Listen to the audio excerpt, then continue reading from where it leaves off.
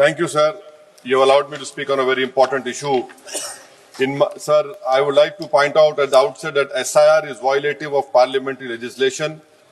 It violates the powers prescribed by Parliament. It's contrary to the judgment of Supreme Court, a 3 judges judgment of Lal Babu Hussain, and it is a malified exercise of power to selectively disenfranchise on the basis of religion. Sir, Election Commission of India cannot be bigger than Supreme Court and Parliament of India, sir. Sir, may I point out to you, sir, the representation of the RP Act of 1950 and Registration Electoral Rules 1960 prescribe that inclusion in the electoral roll will be based on self-declaration of citizenship backed by 106 documents or entity prescribed in Form 6 of 1960 rules, including Aadhaar.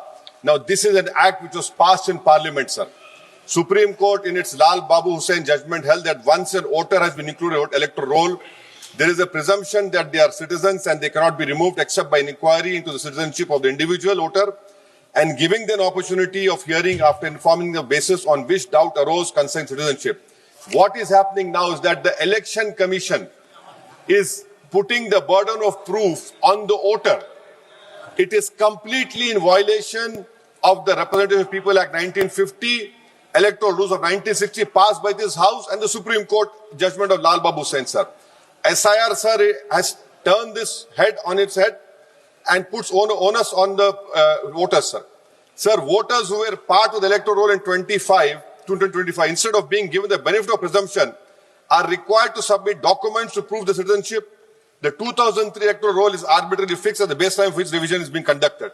Sir, ECI is not a body empowered to go into question of citizenship. A power lies with Ministry of Home Affairs, Government of India, and Foreigners Tribunal created under the Foreigners Act. Sir, may I point out to you that what ECI is doing is wrong.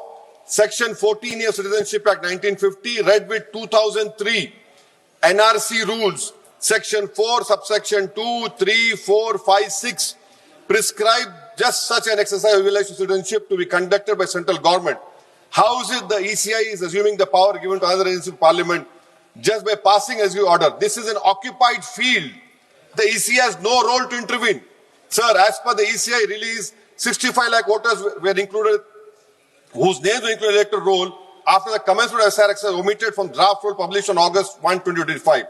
After that, sir, several lakh voters where names were included draft roll were served with show cause notice. I have the copy of show cause notice that doubts had arisen on their right to be included in the electoral roll and they were asked to appear in person with documents to prove that they were entitled to be included in the electoral roll.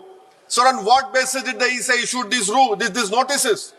How did the doubt arouse? Form 6 rule has been passed by this August House.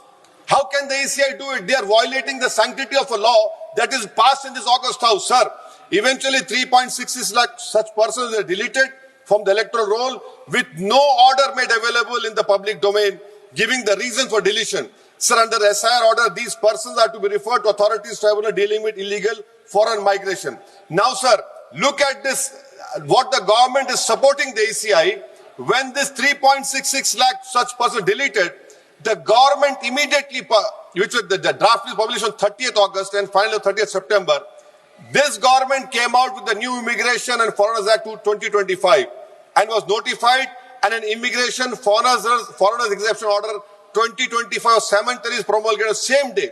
Under this order, sir, no action under Foreigners Act will be taken against illegal entry, presence for citizens of Nepal, Bhutan, Tibet and Sri Lanka, Tamils, in addition to persons other than Muslims belonging to Afghanistan, Pakistan, Bangladesh. Sir, when Supreme Court is seized on the petition of CAA, government issues a foreign exemption order. Why? Because they realize that in this 3.66 lakh, there can be people more than the non-Muslims also to protect them. You have done it, and then after 5 years of CAA, you will give them citizenship. That is why I say that this whole exercise, sir, I'm concluding, sir. This is why I say this whole exercise is a backdoor NRC. Sir, Ambedkar was asked, is India's democracy? He said only in formal sense. To be democracy in the substantial sense, political power must be held by the most marginalized and the weakest. He repeatedly said political power is the key to social progress. You have only 4% Muslims over here. The ruling party has no Muslim member. If Lok Sabha increase representation of OBCs and the upper caste is there, now it is at the cost of whom? Muslims are not there. They're not being reflected in the secular parties. For example, if Muslim majority seats like Wayanad can elect non-Muslims, surely Rai Bareli, Amethi, Ottawa can elect Muslims, sir.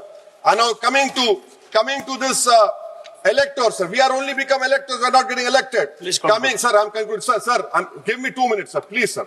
Now coming to this this whole donations. BJP got 88% donations, sir. Nearly 2,243 crores. So we the people is now represented by We the Private Limited.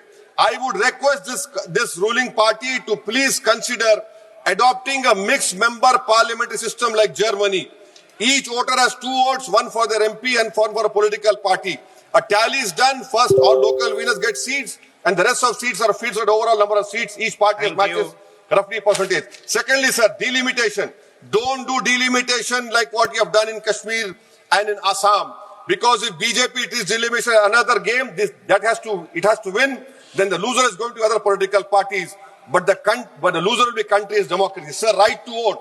Ambedkar called it a principal theory of the constitution. I would demand, I have put a private bill last assembly, the age of contesting elections for MLA and Lok Sabha should be brought down to 20. Rajya Sabha 25, for Vidhan Sabha 22. Why? Because, sir, we have 52% of India's population under the age of 30. What are we giving to them? So that is why I propose. And lastly, Thank sir, you. and I'm including this. Lastly, sir. Sir, I'm just concluding, sir. Lastly, sir, we must build a consensus and make right to vote a fundamental right. I oppose the SIR. This is nothing but backdoor NRC. This is exercise, a selective exercise to disenfranchise people in the name of religion. Thank you, sir.